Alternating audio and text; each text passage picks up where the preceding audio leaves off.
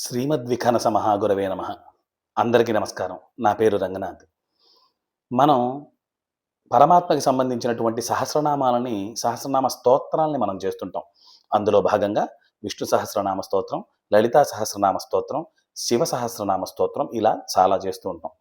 వీటిల్లో పరమాత్మ ఆ సహస్రనామ స్తోత్రాల్ని మనం దాంట్లో ఉన్న పరమాత్మని 1000 నామాలతో కీర్తించారు. అంటే అనంతమైన నామాలు కలిగినటువంటి స్వామికి ఒక 1000 నామాల్ని మనం తీసుకొచ్చి చెప్పి, దాంట్లో ఉన్న పరమాత్మ యొక్క తత్వాన్ని, పరమాత్మ యొక్క అర్థాన్ని, పరమాత్మ యొక్క దిశ, మార్గాన్ని మనం ఈ నామాల ద్వారా తెలుసుకున్నాం. తెలుసుకున్న తర్వాత ఇలా ఈ నామాలు సహస్రనామార్చన చదివినటువంటి ఫలితాన్ని మనకి ఉత్తరపీఠిక ద్వారా కట్టబెట్టే ప్రయత్నం చేస్తారు.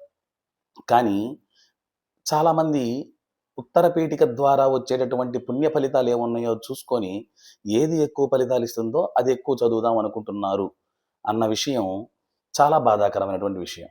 ముందు పరమాత్మని మనం ఆస్వాదించగలుగుతున్నామా లేదా?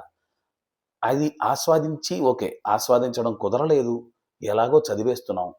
కానీ దానికొచ్చే ఫలితంలో ఏం చెప్తున్నారో దాంట్లో రోగార్తో ముచ్యతే రోగాత్, బద్ధో ముచ్యేత బంధనాత్. ఇలా బంధనాలు ఉన్నటువంటి వాళ్ళకి బంధనాలు తొలగిపోతాయి. ఆరోగ్యం బాగలేని వాళ్ళకి ఆరోగ్యం బాగుంటుంది. డబ్బు కావాల్సిన వాళ్ళకి డబ్బు కలుగుతుంది. ఇలా వీటన్నిటిని చెప్తూనే మధ్యలో ఒక శ్లోకాన్ని చేర్చారు విష్ణు సహస్రనామంలో, ఉత్తరపీఠికలో. ఏంటంటే ఇది నక్రోధో నచమాత్సర్యం నలోభో నాశుభామతి భవంతి కృతపుణ్యానాం భక్తానాం పురుషోత్తమే అని ఒక మాట.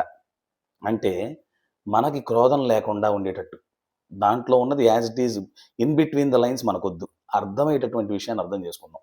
మనలో ఉన్నటువంటి క్రోధాన్ని మనమే తగ్గించుకోవాలి. నా క్రోధో నా చమాత్సర్యం, మత్సరం లేకుండా ఉండాలి. నా లోభో, లోభత్వం లేకుండా ఉండాలి.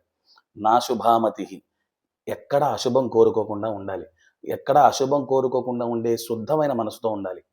భవంతి ఇలాంటివన్నీ చేస్తే భక్తానాం పురుషోత్తమే, వాళ్ళందరినీ అలాంటి భక్తుల్ని పరమాత్మ దగ్గరుండి స్వీకరిస్తారు అని. ఇది మనం ఇన్ బిట్వీన్ ద లైన్స్ కాకుండా అర్థం చేసుకోవాల్సినటువంటి పదం.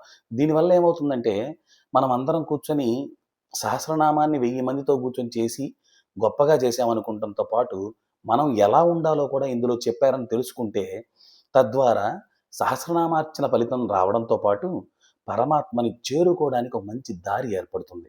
దాంతోపాటు పక్కనున్నటువంటి ప్రతి వ్యక్తిలో పరమాత్మను చూసేటటువంటి శక్తి కలుగుతుంది.